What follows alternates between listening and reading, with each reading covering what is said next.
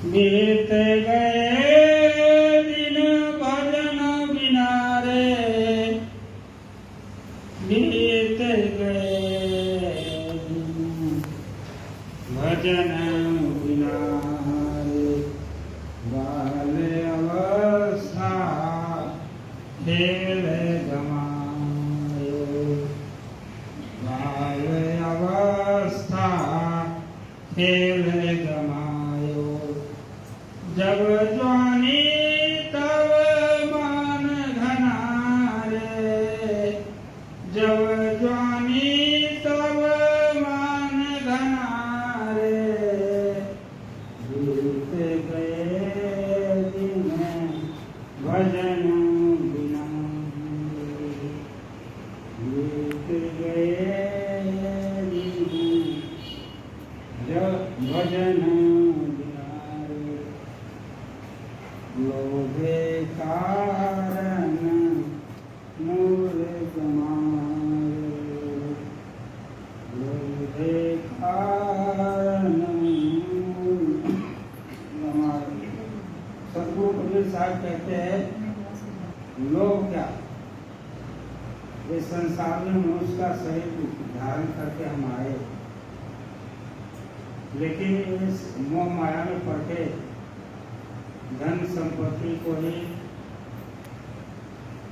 सुख समझ करके भजन न किया, वे मनुष्य जन्म धोखे में चला गया। और मनुष्य जन्म किस लिए मिला? भजन के लिए मिला।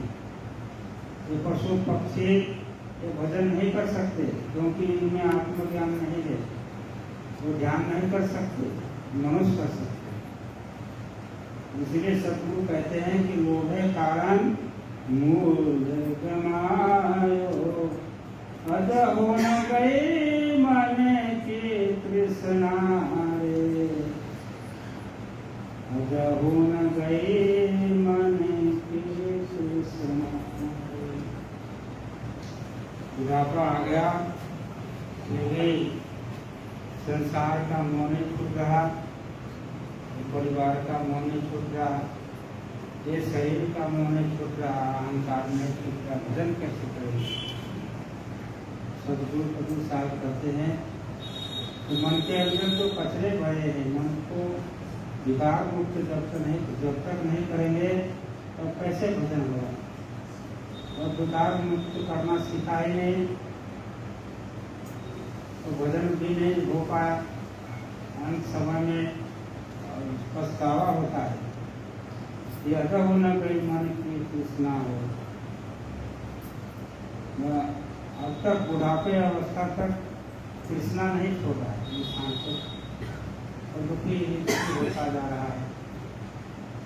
और उसका कारण क्या है वही समझ में नहीं आ रहा है, क्योंकि सच्चे गुरु का दर्शन हुआ ही नहीं, सदगुरु के शरण में कभी आया नहीं, कभी शीश नवाया नहीं, तो कैसे वो समझ में आएगा हमारी कहाँ गलती है, हमारे क्या दुख है, दुख से कैसे मुक्ति मिलेगा।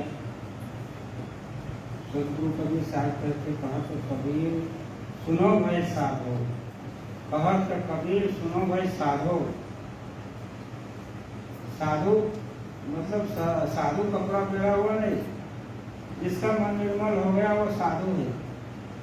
संसार में वो संसार में रह के भी साधना कर सकते हैं, घर छोड़ने की जरूरत नहीं है। घर छोड़ करके हम वैराग बन जाए तो भक्ति होगा, ऐसा नहीं है।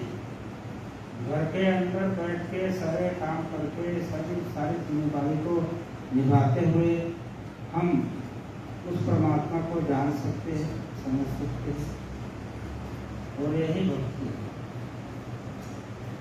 कहते कबीर साहब की बात, कबीर सुनो भाई साधो, कहते कबीर सुनो भाई साधो। पार उतर गए संत जना रे, पार उतर गए संत जना।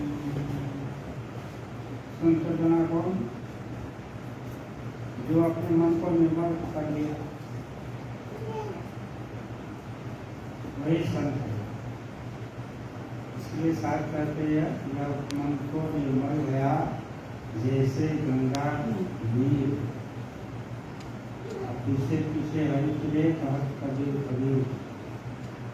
उस गंगा जल में एक सिक्का डालो तो इतना निर्मल जल है कि वो सिक्का दूर से दिखता है, इतना निर्मल है। वैसा अपने मन को निर्मल करना पड़ेगा, फिर हमारी भक्ति संभव होगा। नहीं तो ये सारा मनुष्य का जीवन बेकार ही चला जाएगा। फिर हम इसमें दुखी होंगे और बार बार इस मोह माया के चक्कर में पड़कर 84 में भटकेंगे। कितने मनुष्य के जन्म के बाद कीड़े मकोड़े, गधे, भैंस, गाय, ये जो पशु है, इसके अंदर जो वही आत्मा है जो हमारे अंदर है, तो उसने भजन नहीं किया तो फिर से 84 में भटक रहे हैं, दुखी हो रहे हैं और बंधन में पड़े हैं। तो पशु को हम बांध देते हैं, गाय को, भैंस को, उसको पानी देवे तो पिएगा, भोजन देवे तो खाएगा, नहीं तो बेचारा बैठा रहेगा, बंधन में पड़ा है। इसीलिए सदगुरु साहब कहते हैं कि वो बंधन में पशु नहीं है, मनुष्य भी बंधन में पड़ा है, विषय वासना के अंधकार में पड़ा है और दुखी हो रहा है। बंधन से निकले, बंधन से छुटकारा हो साहिब।